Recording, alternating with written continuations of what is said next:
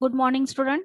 TY BCom 2019 pattern semester 5 advance accounting paper first या सब्जेक्टचा investment accounting या topic मधला 8वा problem आज आपण पाहतोय. आधी प्रॉब्लेम समजून घ्या. Axis investment limited holds as on 1 April 2010 ₹1 lakh in bracket cost ₹98,000. म्हणजे ॲक्सिस इन्व्हेस्टमेंट लिमिटेड कडे 1 एप्रिल 2010 ला 1 लाख रुपये फेस व्हॅल्यू असलेली आणि कॉस्ट प्राइस 98,000 रुपये असलेले 12% डिबेंचर्स आहेत. मॅट्रिक्स लिमिटेड या नावाच्या कंपनीचे 12% डिबेंचर्स आहे. मग 12% हा डिबेंचरचा इंटरेस्टचा रेट झाला as a investment on which interest is payable half yearly on 1 January and 1 July every year. Interest कधी मिळणार आहे तर 1 जानेवारी आणि 1 जुलैला मिळणार आहे, वर्षातून दोनदा, म्हणजे 6 महिन्याच्या अंतराने. The following transactions were made of out of this investment during the accounting year ending 31 March 2011. मग 2011 पर्यंत म्हणजे 31 मार्च 2011 पर्यंत जे ट्रान्झॅक्शन घडलेले आहेत ते खालील प्रमाणे आहेत. तर त्यामध्ये 2 परचेसेसचे ट्रान्झॅक्शन आहेत आणि 2 सेल्सचे ट्रान्झॅक्शन आहे. आपल्याला काय करायचंय तर क्रम लावून घ्यायचा आहे. म्हणजे परचेसेसचं ट्रान्झॅक्शन आधी होते का सेल्सचं आधी होते ते तारखांनुसार क्रम लावून घ्यायचंय. मग बघा, जर आपण तारखा पाहिल्या तर परचेसेसचं 1 ऑगस्टला आहे, त्यानंतर दुसरं परचेस 1 डिसेंबरला आहे, पण त्याआधी 1 नोव्हेंबर येईल. मग आपण 1 ऑगस्ट नंतर 1 नोव्हेंबरचं ट्रान्झॅक्शन दाखवणार, त्यानंतर 1 डिसेंबर 2010चं आणि त्यानंतर 1 फेब्रुवारी 2011चं ट्रान्झॅक्शन. आणि हे ट्रान्झॅक्शन दाखवत असताना मध्ये इंटरेस्टच्या तारखा येत आहेत का ते पण आपण पाहून घेणार. मग बघा, 1 एप्रिल 2010 नंतर पुढचं ट्रान्झॅक्शन डायरेक्ट 1 ऑगस्ट 2010 ला झालेलं आहे. मग ह्या दरम्यान 1 जुलै ही तारीख येते, म्हणजे आपल्याला 1 जुलैला इंटरेस्ट रिसिव्ह दाखवावं लागेल. त्यानंतर पुढे 1 नोव्हेंबरचं ट्रान्झॅक्शन 1 डिसेंबरचं ट्रान्झॅक्शन करून घ्यावं लागेल. त्यानंतर 1 फेब्रुवारीच्या अगोदर 1 जानेवारी येते, त्यामुळे 1 जानेवारीला पुन्हा आपल्याला इंटरेस्ट रिसिव्ह काढावा लागेल. 1 फेब्रुवारीच्या ट्रान्झॅक्शन नंतर पूर्ण जी अकाउंटिंग ट्रीटमेंट आहे ते 31 मार्च पर्यंत कंप्लीट करायची आहे, म्हणून 31 मार्चला पुन्हा इंटरेस्ट आउटस्टँडिंग आणि जो काही क्लोजिंग बॅलन्स असेल इन्व्हेस्टमेंटचा तो कॅल्क्युलेट करावा लागेल. मग फर्स्ट आपण वर्किंग नोट घेऊयात आणि वर्किंग नोट केल्यानंतर स्टेटमेंट तयार करूयात. मग सर्वांनी वर्किंग नोट घ्या.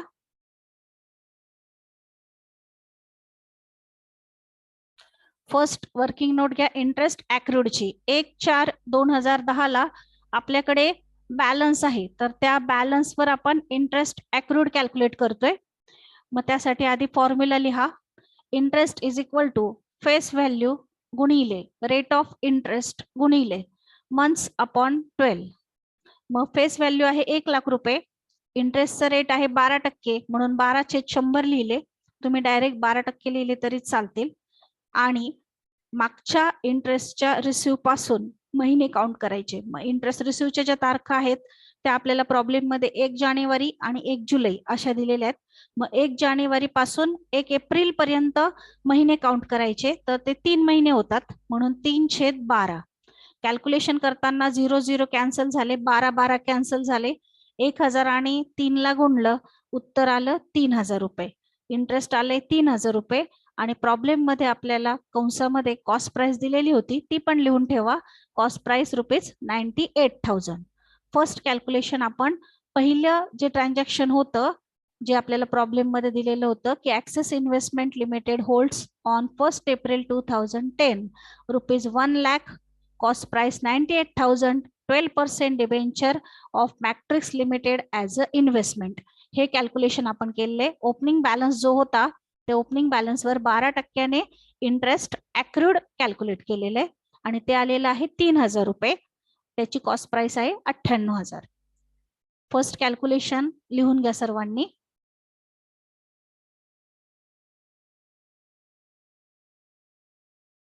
त्यानंतर सेकंड ट्रान्झॅक्शन जे आहे ते प्रॉब्लेम नुसार परचेसेसचं आहे 1 ऑगस्टला. मग 1 ऑगस्टचं ट्रान्झॅक्शन करण्यापूर्वी रिसिव्हची तारीख येते का ते आपण चेक करतो. मग 1 ऑगस्ट पूर्वी 1 जुलै येते, त्यामुळे आपल्याला पुन्हा 1 लाखावर इंटरेस्ट रिसिव्ह काढावा लागेल. मग सेकंड कॅल्क्युलेशन घ्या इंटरेस्ट रिसिव्हचं. Calculation of interest receive. Second calculation of interest receive. Interest receive काढा. 1 लाखावरच फक्त महिने चेंज होतील. तारीख टाका 1/7/2010. Calculation of interest receive. Interest is equal to 1 lakh गुणिले 12% दर आहे म्हणून 12/100 गुणिले 6 महिने होतात 1 जानेवारी पासून 1 जुलै पर्यंत म्हणून 6/12. कॅल्क्युलेशन करून 0 0 कॅन्सल झाले, 12 12 कॅन्सल झाले, 1000 गुणिले 6 म्हणजे इंटरेस्ट रिसिव्ह आलेला आहे 6000 रुपये. इंटरेस्ट रिसिव्ह 6000 रुपये. त्यानंतर पुढचं जे ट्रान्झॅक्शन आहे परचेसेसचं त्याचं कॅल्क्युलेशन करा. परचेस केलेले आहेत डिबेंचर्स 1 ऑगस्ट 2010 ला ज्याची फेस व्हॅल्यू आहे 20,000 रुपये ऍट 102 कम इंटरेस्ट. 102 म्हणजे 2% प्रीमियम आहे आणि कम इंटरेस्ट म्हणजे इंटरेस्ट आपल्याला वजा करावा लागेल, पण त्या अगोदर इंटरेस्ट कॅल्क्युलेट करायचंय. मग तिसरं कॅल्क्युलेशन घ्या. तारीख टाका 1/8/2010. Calculation of interest and cost price in bracket purchases or on purchases असं लिहिलं तरी चालेल. आधी इंटरेस्ट कॅल्क्युलेट करा, त्यानंतर कॅपिटलाइज व्हॅल्यू कॅल्क्युलेट करा.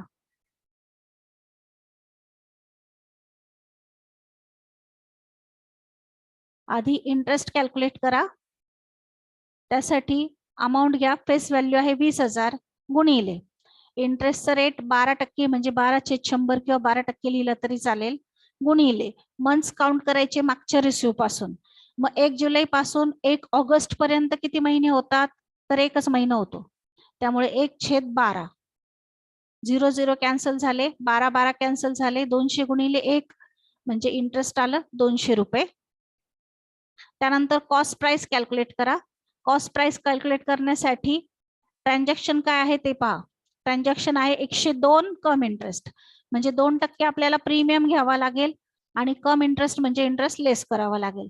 मग या कॅल्क्युलेशन ऑफ कॉस्ट प्राइस और कॅपिटलाइज व्हॅल्यू. त्यासाठी आधी घ्या फेस व्हॅल्यू 20,000 20,000 रुपये ऍड प्रीमियम 2%. 102 100च्या पुढे 2 आहे म्हणजे 2% प्रीमियम आहे. मग 20,000वर 2% म्हणजे 400 रुपये ऍड करा आणि कम इंटरेस्ट म्हणजे आपण कॅल्क्युलेट केलेलं जे इंटरेस्ट आहे 200 रुपये ते लेस करा. कॅल्क्युलेशन करून कॅपिटलाइज व्हॅल्यू आलेली आहे 20,200 रुपये.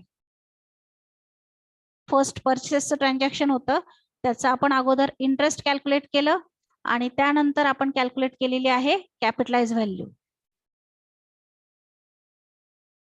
Then next transaction. प्रॉब्लेम प्रमाणे पुढचं ट्रान्झॅक्शन परचेसेसचं 1 डिसेंबरला आहे पण त्यापूर्वी आपल्याला 1 नोव्हेंबरला सेल्सचं ट्रान्झॅक्शन दाखवावं लागेल. मग 1 नोव्हेंबरचं सेल्सचं ट्रान्झॅक्शन घ्या. पुढची वर्किंग नोट नंबर 4. तारीख टाका 1/11/2010. Calculation of interest and cost price on sales. First interest calculate करा. Face value 10,000. Interest is equal to 10,000 गुणिले 12/100 गुणिले मागच्या रिसिव्ह पासून महिने काउंट करा 1 जुलै पासून 1 नोव्हेंबर पर्यंत. जुलै, ऑगस्ट, सप्टेंबर, ऑक्टोबर, नोव्हेंबरची 1 तारीख आहे त्यामुळे तो महिना येणार नाही म्हणजे 4 महिने होतात म्हणून 4/12. 0 0 कॅन्सल केले, 12 12 कॅन्सल केले, 100 ने 4 ला गुणलं, इंटरेस्ट आलेला आहे 400 रुपये. त्यानंतर कॅपिटलाइज व्हॅल्यू किंवा कॉस्ट प्राइस कॅल्क्युलेट करा. कॅल्क्युलेशन ऑफ कॉस्ट प्राइस और कॅपिटलाइज व्हॅल्यू. त्यासाठी आधी फेस व्हॅल्यू घ्या. फेस व्हॅल्यू आहे 10,000 रुपीज आणि ट्रान्झॅक्शन आहे 104 कम इंटरेस्ट. मग 104 म्हणजे 4% प्रीमियम होतो म्हणून प्लस करा ऍड प्रीमियम 4%. 10,000वर 4% म्हणजे 400 रुपये आणि तुम्ही कॅल्क्युलेट केलेलं इंटरेस्ट सुद्धा 400 रुपये आलेले आहे त्यामुळे लेस कम इंटरेस्ट 400 रुपये. मग 10,000त 400 प्लस केले आणि 400 मायनस केले तर उत्तर 10,000च येणार आहे त्यामुळे कॅपिटलाइज व्हॅल्यू आलेली आहे 10,000 रुपये. कॅपिटलाइज व्हॅल्यू आलेली आहे 10,000 रुपये. त्यानंतर पुढचं ट्रान्झॅक्शन आता परचेसेसचं आहे 1 डिसेंबरला. रिसिव्हची तारीख अजून आलेली नाहीये. रिसिव्हची तारीख 1 जानेवारी आहे. त्यामुळे आपण परचेसेसचं ट्रान्झॅक्शन करून घेऊ शकतो. मग परचेसेसचं ट्रान्झॅक्शन आहे फेस व्हॅल्यू 40,000, 105 आणि EX इंटरेस्ट, म्हणजे इंटरेस्टचा कोणताही परिणाम कॅल्क्युलेशनवर होणार नाही. मग पुढचं कॅल्क्युलेशन घ्या 5 नंबरचं. तारीख टाका 1/12/2010. Calculation of interest and cost price on purchases. Interest is equal to 40,000 face value गुणिले 12/100 गुणिले मागच्या रिसिव्ह पासून महिने काउंट केले 1 जुलै पासून, जुलै, ऑगस्ट, सप्टेंबर, ऑक्टोबर, नोव्हेंबर. डिसेंबरची 1 तारीख आहे त्यामुळे तो काउंटला येणार नाही. 5 महिने होतात. मग 5 महिन्याचे इंटरेस्ट काढायचे. 0 कॅन्सल केले, 12 कॅन्सल केले, 400 गुणिले 5 करा. इंटरेस्ट आलेला आहे 2,000 रुपये. इंटरेस्ट आलेला आहे 2,000 रुपये. आता कॉस्ट प्राइस कॅल्क्युलेट करायची. कॉस्ट प्राइस कॅल्क्युलेट करण्यासाठी आधी फेस व्हॅल्यू घ्या. वरती टायटल द्या कॅल्क्युलेशन ऑफ कॉस्ट प्राइस और capitalise value. Face value 40,000 add premium 5%. At 105 म्हटले, 100च्या पुढे 5 म्हणजे प्रीमियम असतो, म्हणून ऍड प्रीमियम 5%. 40,000वर 5% कॅल्क्युलेट करा. कॅल्क्युलेशन करून आलेले आहेत 42,000 रुपये. 2,000 रुपये प्रीमियम प्लस 40,000 रुपये फेस व्हॅल्यू, दोन्हींची बेरीज करून कॅपिटलाइज व्हॅल्यू आलेली आहे 42,000 रुपये. आतापर्यंत आपण ओपनिंग बॅलन्स, त्यानंतर परचेसेस, त्यानंतर सेल्स आणि पुन्हा एकदा परचेसेस असे 4 कॅल्क्युलेशन्स केलेले आहेत. आणि ते कॅल्क्युलेशन केल्यानंतर पुढचं जे ट्रान्झॅक्शन आहे ते 1 फेब्रुवारीला आहे. मग 1 फेब्रुवारीच्या अगोदर इंटरेस्ट रिसिव्हची तारीख येते 1 जानेवारी, म्हणून तारीख टाका 6वी working note 1/1/2011. Calculation of interest receive. आता रिसिव्ह कितीवर काढायचं तर त्यासाठी प्रॉब्लेम पहा. फर्स्ट आपल्याकडे 1 लाखाचा ओपनिंग बॅलन्स होता. त्यानंतर 20,000ची खरेदी केली आपण, म्हणजे झाले 1,20,000. त्यानंतर 10,000ची विक्री केली म्हणजे राहिले 1,10,000. पुन्हा 40,000ची खरेदी केली म्हणजे झाले 1,50,000 रुपये. मग आता आपण इंटरेस्ट रिसिव्ह काढताना 1,50,000वर काढणार आहोत. मग 6 नंबरची वर्किंग नोट घ्या. Calculation of interest received. Interest is equal to 1,50,000 गुणिले 12/100 गुणिले मागच्या रिसिव्ह पासून ह्या रिसिव्ह पर्यंत 6 महिने होतात, म्हणून 6/12. 0 कॅन्सल केले, 12 कॅन्सल केले, 1,500 गुणिले 6 केले. इंटरेस्ट आलेला आहे 9,000 रुपये. इंटरेस्ट रिसिव्ड आलेला आहे 9,000 रुपये. आता 1 फेब्रुवारीचं जे ट्रान्झॅक्शन आहे सेल्सचं ते पहा. पुढचं ट्रान्झॅक्शन 1 फेब्रुवारी 2011ला 30,000 रुपये फेस व्हॅल्यू असलेली इन्व्हेस्टमेंट मीन्स डिबेंचर काय केलेले आहेत तर सेल केलेले आहेत ऍट 102 EX इंटरेस्ट. 2% प्रीमियम आहे आणि इंटरेस्टचा कोणताही इफेक्ट त्यावर झालेला नाहीये. मग पुढची वर्किंग नोट घ्या 7 नंबरची. कॅल्क्युलेशन ऑफ तारीख टाका अगोदर 1/2/2011. Calculation of interest and cost price on sales. First interest calculate करा. Interest is equal to face value आहे 30,000 रुपये गुणिले 12/100 गुणिले मागच्या रिसिव्ह पासून महिने काउंट करा. मागच्या रिसिव्हला तारीख होती 1 जानेवारी. 1 जानेवारी पासून 1 फेब्रुवारी पर्यंत 1 महिना होतो, मग 1/12. कॅल्क्युलेशन करून उत्तर आलेलं आहे 300 रुपये. 100चे 2 शून्य, इकडचे 2 शून्य कॅन्सल केले, 12 कॅन्सल केले, 300 गुणिले 1 म्हणजे 300 रुपये. हे ट्रान्झॅक्शन आहे 102 EX इंटरेस्ट, म्हणजे 2% प्रीमियम ऍड होईल परंतु इंटरेस्टचा कोणताही इफेक्ट द्यायचा नाही. मग calculation of cost price and और कॅपिटलाइज व्हॅल्यू. त्यासाठी अगोदर फेस व्हॅल्यू घ्या 30,000 रुपये. त्यामध्ये 2% प्रीमियम ऍड करा. 30,000वर 2% म्हणजे 600 रुपये होतो. 600 रुपये ऍड करा. कॅपिटलाइज व्हॅल्यू आलेली आहे 30,000 600 रुपये. आतापर्यंत जेवढे ट्रान्झॅक्शन होते म्हणजे ओपनिंग बॅलन्स 2 परचेसेसचे आणि 2 सेल्सचे ते संपलेले आहेत, परंतु कॅल्क्युलेशन आपल्याला 31 मार्च पर्यंत सांगितलेले आहे. त्यामुळे 31 मार्चला आपल्याला पुन्हा इंटरेस्ट आउटस्टँडिंग काढावा लागेल. त्यासाठी मागच्या रिसिव्हला किती बॅलन्स होता तो आधी पहा. मागच्या रिसिव्हला बॅलन्स होता 1,50,000 रुपये, 1 लाख. त्यानंतर जे ट्रान्झॅक्शन झाले ते फक्त एकच ट्रान्झॅक्शन आहे सेल्सचं 30,000 रुपयाचे. मग 1,50,000तून 30,000 वजा करा, म्हणजे आपण इंटरेस्ट आउटस्टँडिंग काढणार आहोत 1,20,000वर. मग पुढची वर्किंग नोट घ्या 8 नंबरची. 31/3/2011 कॅल्क्युलेशन ऑफ इंटरेस्ट आउटस्टँडिंग 1,20,000वर काढायचंय. इंटरेस्ट इज इक्वल टू 1,20,000 गुणिले 12/100 गुणिले मागच्या रिसिव्ह पासून मागच्या रिसिव्ह 1 जानेवारीचे, त्यामुळे आतापर्यंत फक्त 3 महिने होतील. 3 महिन्यांचा इंटरेस्ट काढा.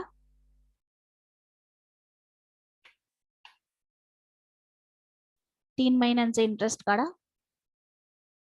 3/12 12 कॅन्सल केले, 0 कॅन्सल केले, 1,200 गुणिले 3 इंटरेस्ट आलेला आहे 3,600 रुपये. वर्किंग नोट मध्ये आता शेवटची वर्किंग नोट घ्यायची बॅलन्सची, पण त्यापूर्वी आतापर्यंत आपण जेवढं कॅल्क्युलेशन केलेलं आहे त्या प्रत्येक वर्किंग नोट पाहून घ्या. फर्स्ट हा प्रॉब्लेम. त्यानंतर आपण ओपनिंग बॅलन्सवर 1/4/2010 ला इंटरेस्ट आउटस्टँडिंग कॅल्क्युलेट केलं किंवा अक्रूड कॅल्क्युलेट केलं, ते आलेलं आहे 3,000 रुपये. कॉस्ट प्राइस आपल्याला प्रॉब्लेम मध्ये दिलेलीच होती. त्यानंतर 1/7 ला म्हणजे 1 जुलैला आपण इंटरेस्ट रिसिव्ह काढलं 1 लाखावरच, ते आलेलं आहे 6,000 रुपये. त्यानंतर 1/8 ला परचेसचं ट्रान्झॅक्शन होतं, त्यावर इंटरेस्ट कॅल्क्युलेट केलं, ते आलेलं आहे 200 रुपये आणि त्याची कॅपिटलाइज व्हॅल्यू किंवा कॉस्ट प्राइस आलेली आहे 20,200 रुपये. त्यानंतर 1/11 ला सेल्सचं ट्रान्झॅक्शन होतं, त्यावर इंटरेस्ट आलेला आहे 400 रुपये आणि कॅपिटलाइज व्हॅल्यू आलेली आहे 10,000 रुपये. त्यानंतर 1/12 ला परचेसेसचं ट्रान्झॅक्शन होतं, इंटरेस्ट आलेला आहे 2,000 रुपये आणि कॅपिटलाइज व्हॅल्यू आलेली आहे 42,000 रुपये. त्यानंतर पुढचं ट्रान्झॅक्शन 1 फेब्रुवारीला होतं, त्यापूर्वी आपण इंटरेस्ट रिसिव्ह कॅल्क्युलेट केलं, ओपनिंग बॅलन्स मध्ये परचेसेस ऍड केले, सेल्स मायनस केले, कॅल्क्युलेशन करून बॅलन्स काढला, तो आलेला आहे 1,50,000 रुपये. त्यावर 6 महिन्यांचं व्याज आलेलं आहे 9,000 रुपये. त्यानंतर 1 फेब्रुवारीचं सेल्सचं ट्रान्झॅक्शन दाखवलं, त्यावर आधी इंटरेस्ट कॅल्क्युलेट केला, तो आलेला आहे 300 रुपये आणि कॅपिटलाइज व्हॅल्यू आलेली आहे 30,600 रुपये. त्यानंतर इंटरेस्ट आउटस्टँडिंग काढण्यासाठी मागचा रिसिव्हला बॅलन्स बघितला, तो होता 1,50,000. त्यातून नंतर एकच ट्रान्झॅक्शन झालेले सेल्सचं, ते 30,000 रुपये मायनस केले आणि 1,20,000वर 3 महिन्यांचं 1 जानेवारी पासून 31 मार्च पर्यंत 3 महिने होतात, 3 महिन्यांचं इंटरेस्ट आउटस्टँडिंग कॅल्क्युलेट केलं, ते आलेलं आहे 3,600 रुपये. आता last working note closing balance किंवा क्लोजिंग स्टॉक ज्याला आपण म्हणतो ती घ्या. 31/3/2011 कॅल्क्युलेशन ऑफ क्लोजिंग बॅलन्स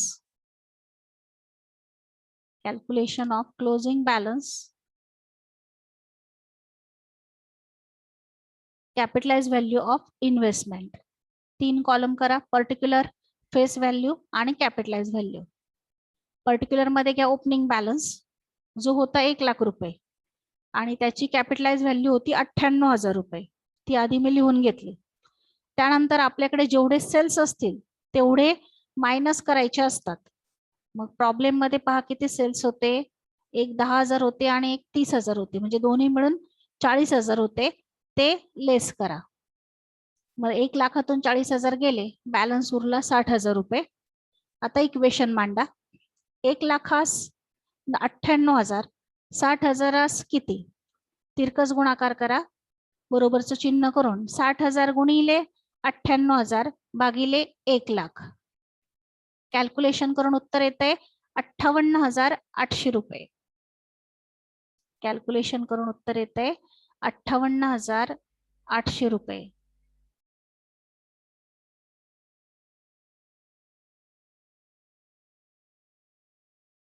आता बॅलन्स लिहा. 1 लाखातून 40,000 वजा केल्यानंतर बॅलन्स उरलेला आहे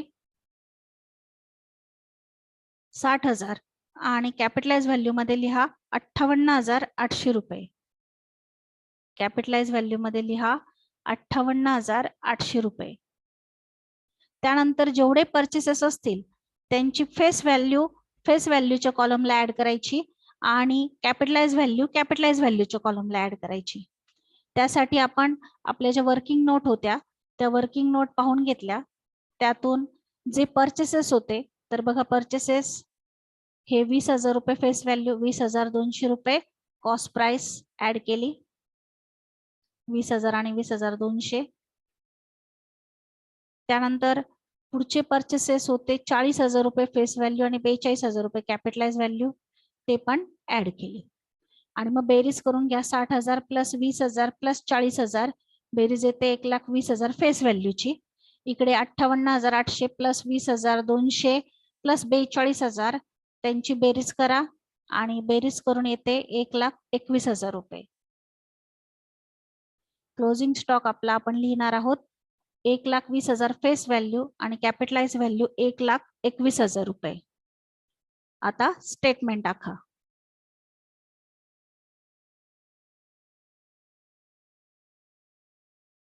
वर्किंग नोट झाल्यानंतर स्टेटमेंट तयार करतोय आपण. स्टेटमेंट तयार करण्यासाठी वरती नाव द्या, in the books of Axis investment limited 12% debenture account. इंटरेस्टच्या तारखा लिहा. इंटरेस्ट डेट 1 जुलै अँड 1 जानेवारी एव्हरी इयर. 2 भाग करा डेबिट आणि क्रेडिट. डेबिट साइडला date particular face value interest आणि कॉस्ट प्राइसचा कॉलम. क्रेडिट साइडला date particular face value interest आणि कॉस्ट प्राइसचा कॉलम. डेबिट साइडला आपण ओपनिंग बॅलन्स आणि परचेसेसचे ट्रान्झॅक्शन दाखवणार आहोत. क्रेडिट साइडला इंटरेस्ट रिसिव्ड आणि सेल्सचे ट्रान्झॅक्शन, त्याचप्रमाणे क्लोजिंग बॅलन्स आपण दाखवणार आहोत. मग फर्स्ट ओपनिंग बॅलन्स घ्या डेबिट साइडला 1/4/2010. To balance brought down. Face value मध्ये 1 लाख, कॉस्ट प्राइस मध्ये 98,000. इंटरेस्ट आपण सेपरेट दाखवतो. सेम तारखेला डेबिट साइडला 1/4/2010 टू इंटरेस्ट अक्रूड किंवा आउटस्टँडिंग, फक्त इंटरेस्टच्या कॉलमला दाखवा 3,000 रुपये. त्यानंतर पुढचं ट्रान्झॅक्शन आपलं वर्किंग नोट प्रमाणे रिसिव्हचं आहे. मग क्रेडिट साइडला घ्या 1/7/2010. 1/7/2010 बाय बँक अकाउंट कंसात इंटरेस्ट किंवा इंटरेस्ट रिसिव्ह लिहिलं तरी चालेल, फक्त इंटरेस्टच्या कॉलमला 6,000 रुपये. त्यानंतर पुढचं ट्रान्झॅक्शन परचेसेसचे. डेबिटला घ्या 1/8/2010 टू बँक अकाउंट कंसात परचेसेस. फेस व्हॅल्यू मध्ये 20,000, इंटरेस्ट मध्ये 200 रुपये आणि कॉस्ट प्राइस मध्ये 20,200 रुपये. त्यानंतर नेक्स्ट ट्रान्झॅक्शन सेल्सचे 1/11ला. क्रेडिटला घ्या 1/11/2010 बाय बँक अकाउंट कंसात सेल्स. फेस व्हॅल्यू मध्ये 10,000, इंटरेस्ट मध्ये 200 रुपये, कॉस्ट प्राइस मध्ये पण 10,000 रुपये. त्यानंतर नेक्स्ट ट्रान्झॅक्शन पुन्हा परचेसेसचे. डेबिटला या 1/12/2010 टू बँक अकाउंट कंसात परचेसेस. फेस व्हॅल्यू मध्ये 40,000, इंटरेस्ट मध्ये 2,000, कॉस्ट प्राइस मध्ये 42,000. त्यानंतर रिसिव्हचं ट्रान्झॅक्शन आहे म्हणून 1/1/2011ला बाय बँक अकाउंट फक्त इंटरेस्टच्या कॉलमला 9,000 रुपये. त्यानंतर सेल्सचं ट्रान्झॅक्शन आहे 1/2/2011ला. क्रेडिटला घ्या 1/2/2011 बाय बँक अकाउंट कंसात सेल्स. फेस व्हॅल्यू मध्ये 30,000, इंटरेस्टच्या कॉलमला 300 रुपये आणि कॉस्ट प्राइस मध्ये 30,600 रुपये. त्यानंतर क्लोजिंग बॅलन्स आपण सेपरेट दाखवतो आणि त्यावरचं व्याज सेपरेट दाखवतो. त्यामुळे क्रेडिट साइडला घ्या 31/3/2011 बाय इंटरेस्ट आउटस्टँडिंग, फक्त इंटरेस्टच्या कॉलमला 3,600 रुपये. त्यानंतर बॅलन्स दाखवा सेम तारखेला 31/3/11ला by balance carried down. Face value मध्ये 1,20,000 आणि कॉस्ट प्राइस मध्ये 1,21,000. त्यानंतर प्रॉब्लेम आपण टॅली करतोय. टॅली करताना फेस व्हॅल्यूचा जो कॉलम आहे तो टॅली झाला पाहिजे. तो 1,60,000ला टॅली होतोय. त्यानंतर इंटरेस्टची क्रेडिट साईड मोठी आलेली आहे आणि कॉस्ट प्राइसची पण क्रेडिट साईड मोठी आलेली आहे.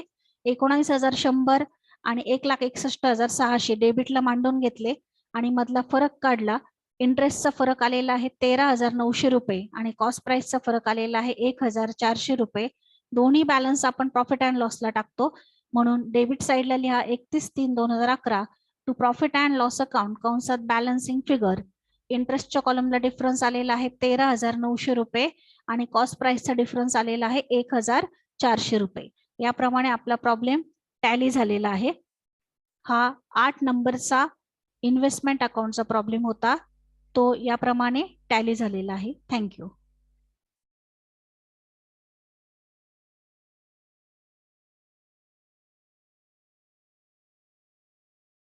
या वर्किंग नोट्स आहेत.